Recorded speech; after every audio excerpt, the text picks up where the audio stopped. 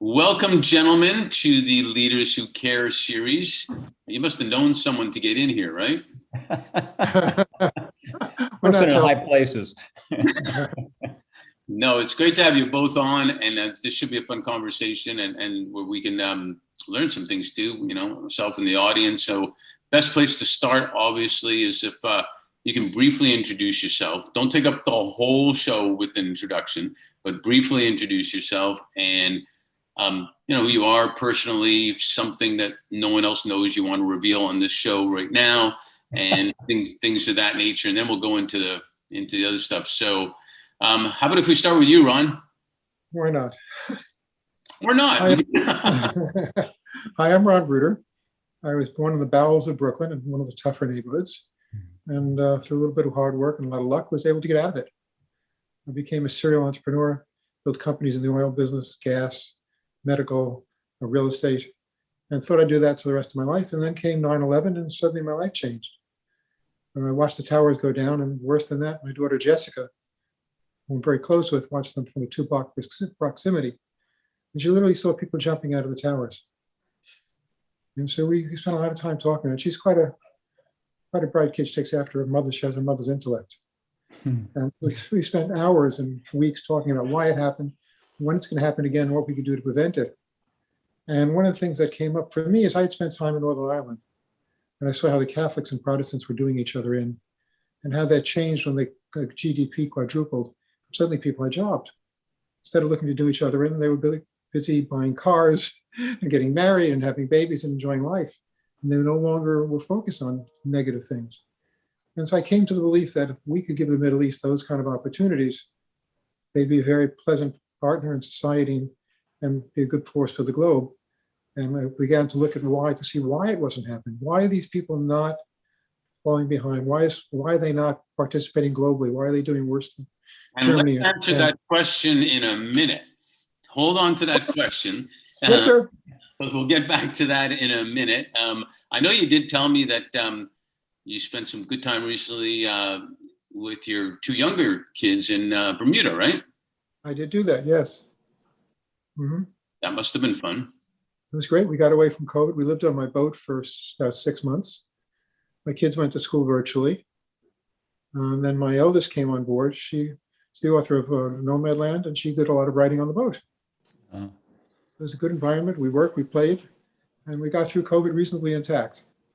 So you were good nomads. Great nomads, yes. Great nomads. That is pretty cool. Pierce. First of all, thank you for including me, and being with Ron is a real privilege. I've observed what he has accomplished from afar, and I'm a big fan of Ron's and EFE. So Ron and I share one thing in common, which is luck. I was probably born on the other end of the spectrum. Didn't exactly have a silver spoon, but had every advantage a person could want, and you know, did my best to avail myself of that. A dark secret is I practiced corporate law for a while. Well, I was still practicing while others were getting it right, and so I jumped the fence to the client side, and I've been, you know, as Ron described, a serial entrepreneur. Totally different businesses, markets, all that kind of stuff. And I thought recently about, you know, is there a common thread? And the only thing I'd come up with is I'd look at a business and say, you know what, there's got to be a better way. And so innovation was sort of, I guess, the thing that always turned me on to say, you know, how could you innovate and make this company more successful, or to start a company that could do it? And so I did that for a while. And then, as often happens, you get older and people are younger and smarter than you are, and more active and more energetic. And so in the more recent years, I've been more of an investor, and was a part-time venture capitalist for a while, and focused on ed tech, which is one of my passions. And then most recently, I promised my wife this would be my last, but I'm doing my last startup, a software company in the talent space.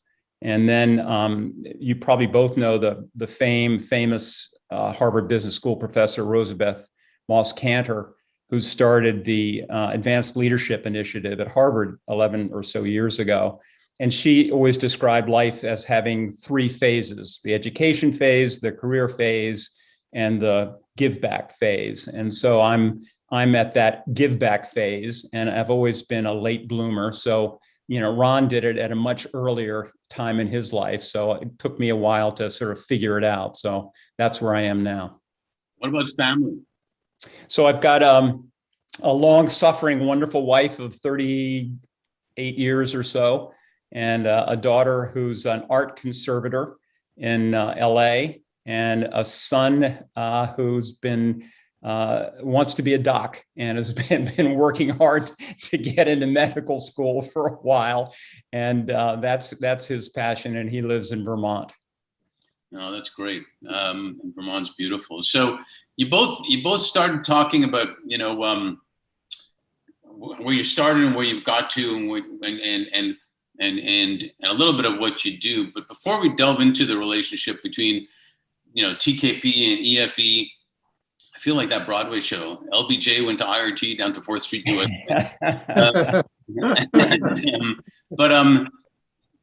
Simon Sinek always talked about is why, and I like to ask too, like, why do you do what you do? And Chris, why don't you go first? Yeah, so I don't think that's a simple question. I think it's a complex question, and I think we all have multiple motivations. I do think that many of us, all of us are products of our history. And for me, I came from a family that believed in, to him who much is given, much is expected. And that my dear mother, who should have been a corporate CEO and was just born at the wrong time, drilled that into me and my siblings. And so that has shaped my view of the world. Religion in the 60s was reared Roman Catholic, and it was an activist period. And it was sort of like, what are you going to do to improve the world was sort of also drummed into me. And then I've always loved history. And I personally believe that we as a species now are sort of at a pivot point. And I think it's all people hands on deck to go through from a period of wonderful period of capitalism and rugged individualism and make your way in the world to collective action to deal with, I think, really significant challenges in the world. We are making history there now. There's no doubt about that. What do you say, Ron? I do what I do because I needed to do something with my life that was meaningful. I had spent the first 53 years of my life in basically the real estate business and other companies.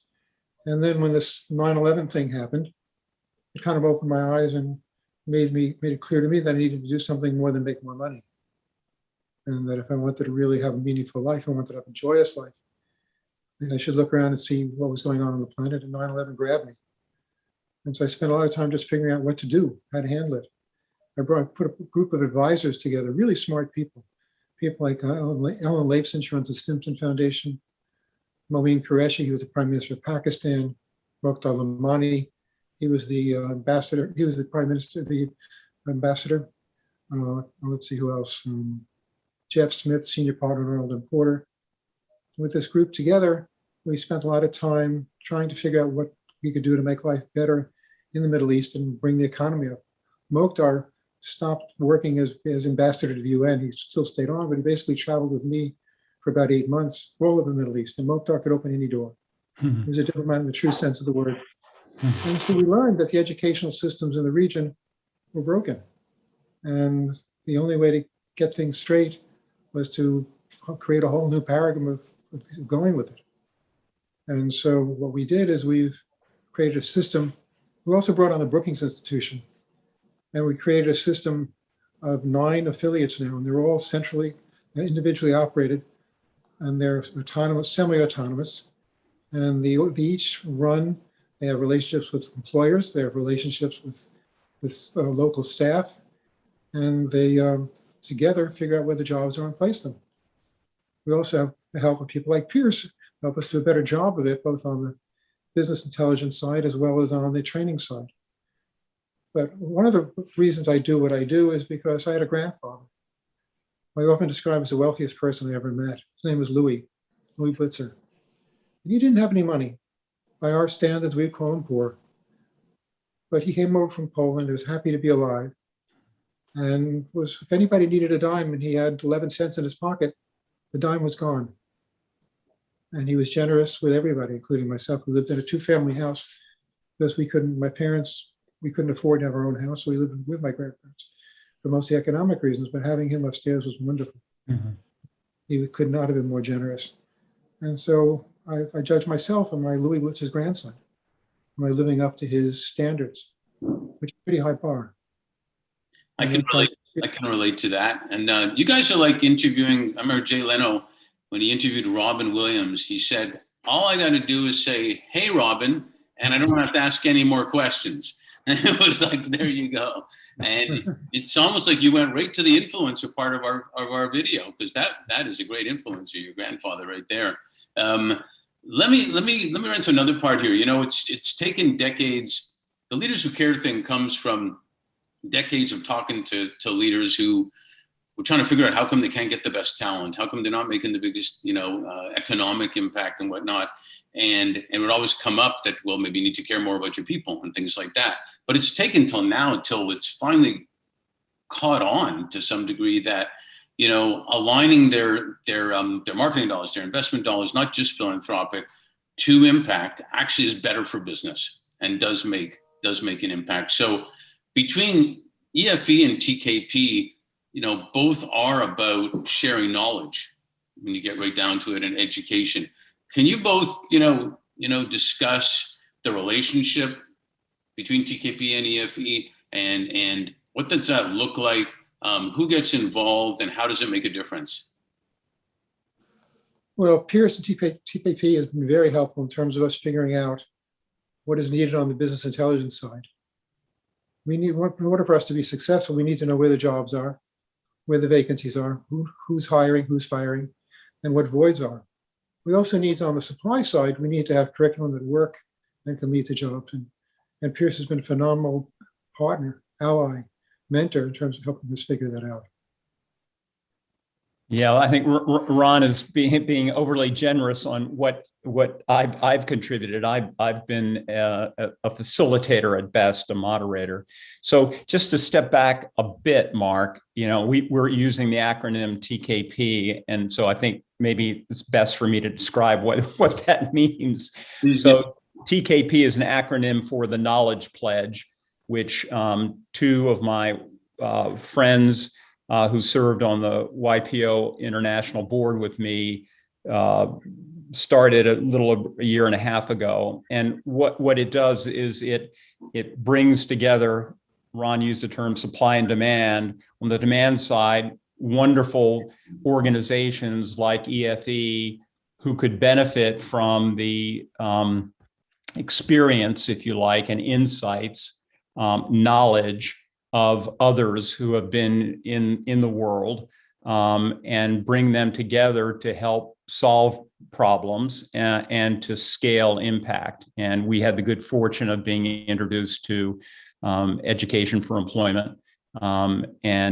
We brought two of our signatories to the pledge, who one had been a Bain consultant and knew a lot about business intelligence, and the other was an entrepreneur who provided basically ed tech and training to disabled people and refugees in the Far East. And so we worked together with Ron's, at least the people I met, great staff, to see if we could help.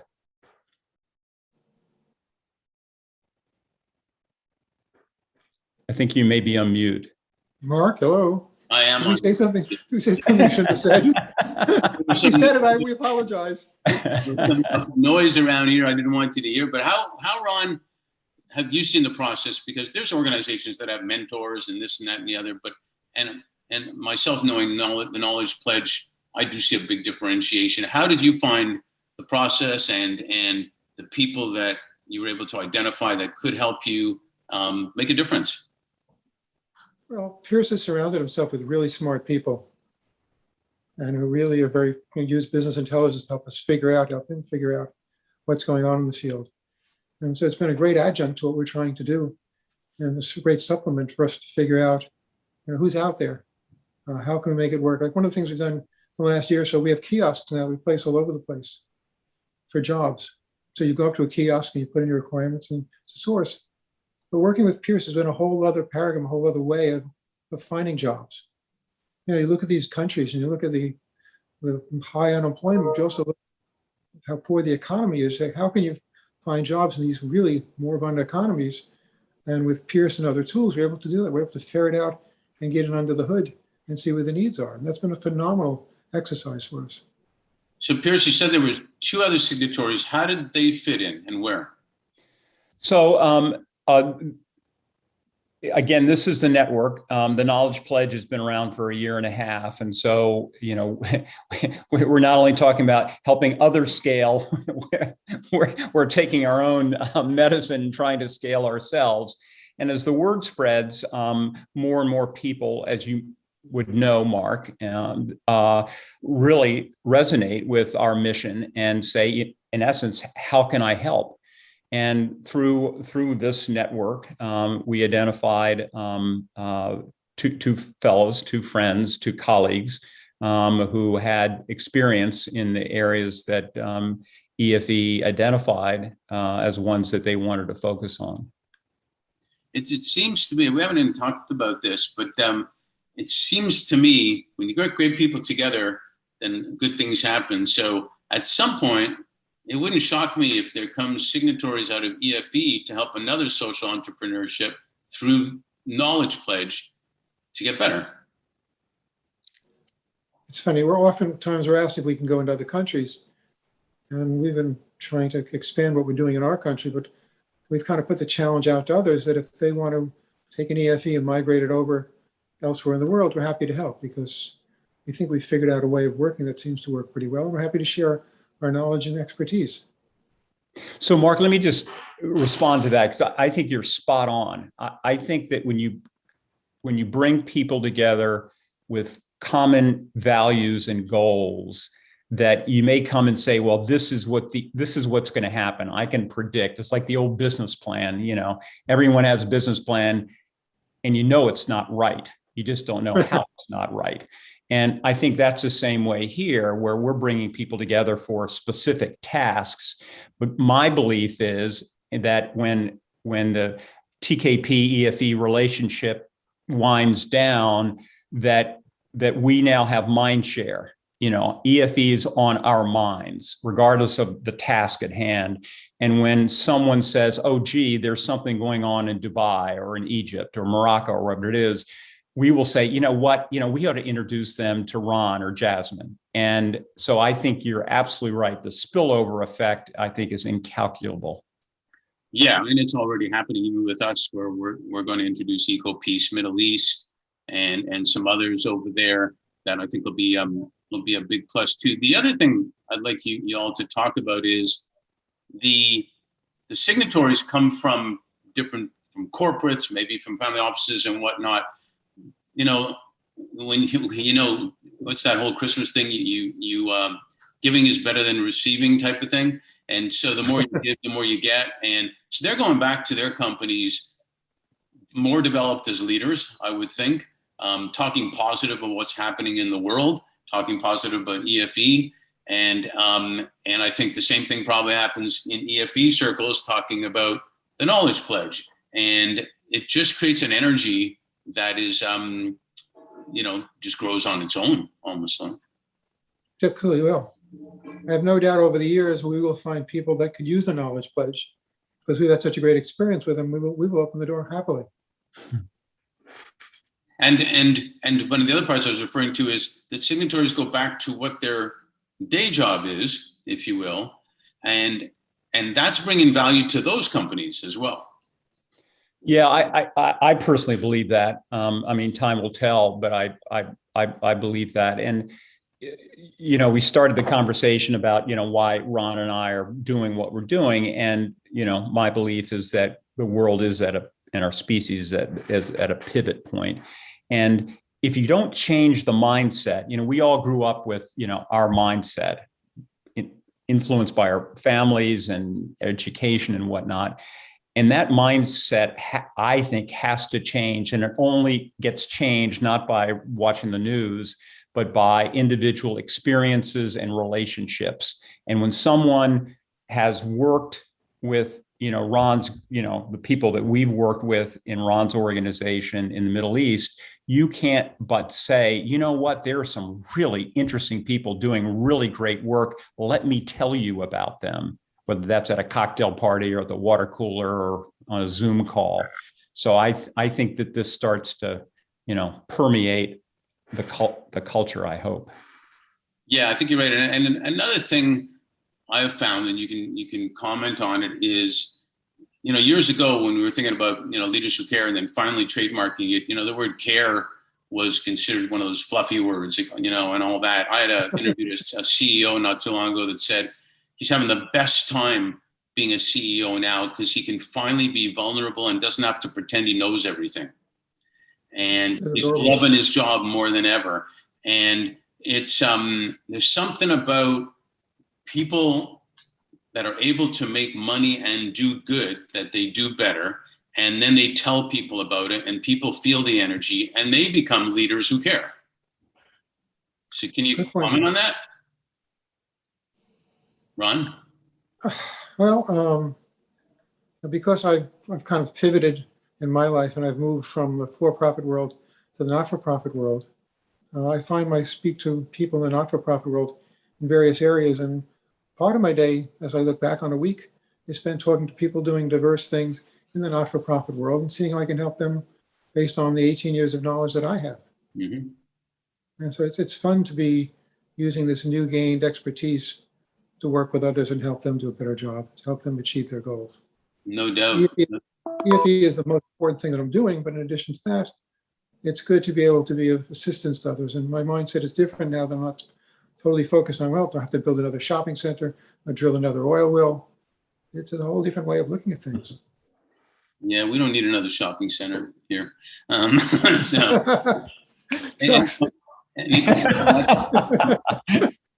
Mark, how could you do this to me? So,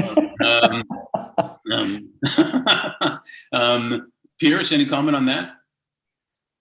No, I just add a little bit, and that is that, the world seems to be so balkanized, and certainly in our country, the divisions that we've experienced in the last few years, are extraordinary. And I never would have thought that I would have witnessed them in my lifetime in this country. And I think the only way that that's overcome is if people from different groups interact, especially if they interact on a common goal. And so in addition to, sort of doing good, my belief is that, that we or I have as much to learn from Ron's group in EFE and what they're doing and their courage and their effectiveness as they have to learn from me. And I think that sort of mutuality of learning is coin of the realm. Yeah, I coach a lot of kids in hockey and some other sports, but hockey especially, and they don't know it, but I probably learned more from them than they did from me. To that point. And one real quick story, I had one of my clients with Nortel and Bell Canada when I was at Deloitte, and I hadn't been in, and they were ended up being my clients. I hadn't been in the job for like 5-6 months. And I was doing an audit, and then I went to the head office and met the CEO just by fluke, and he said hi, and he said, "Yeah, this is good. I've just been to your factory where you're producing all these phones I've never even seen before. There's flip phones and whatnot. I never know that and whatnot." And he said, "I've never been there," and I didn't know anything. I wasn't a genius. I said, "How can the CEO never been there?" And so, and I was pretty rebellious back then and very more sarcastic back then too. And I said, "You haven't been there?"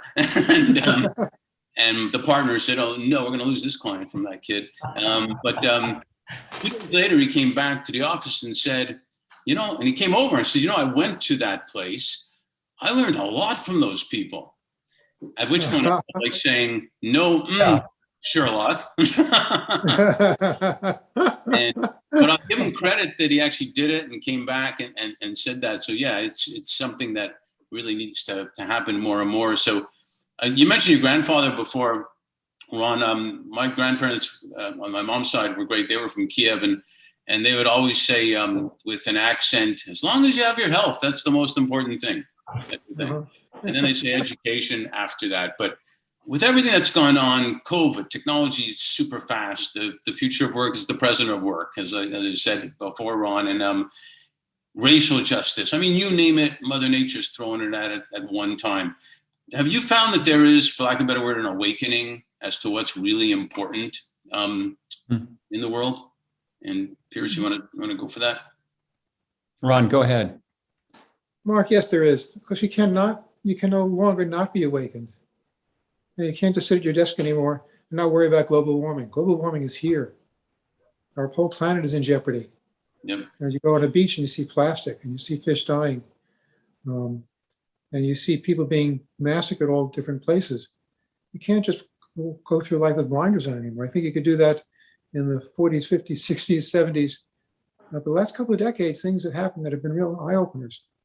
And so if you're a living, caring person on any level, not even a world-class philanthropist, you're drawn to these things because you have to be. You also, if you're a parent, even if you're not a parent, if you're not going to, whether you're going to have kids or not, you don't want to leave this planet in worse condition than we found it. Right. We've been horrible caretakers of it.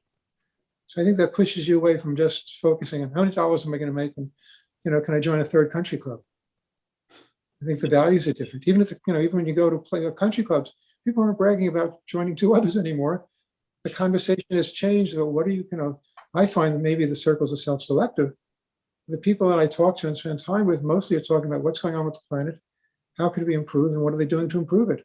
Those are most of my conversations, where 20 years ago, I'd be talking to my peers, well, how do we drill another oil well and make more money out of it? And what could we do on this front and that front? And even the people that are still engaged in the for-profit world have, I think, put a lot of time and effort into what's going on in the world that's not going to generate more money for them, because they realize no matter how much money they have, if this planet is messed up and it's not peaceful and the society isn't working and people are rioting and not enough food and they have extremes of temperature, et cetera, money can't change that. We're not going to go live on another planet. I know people are talking about it, but it's a dream.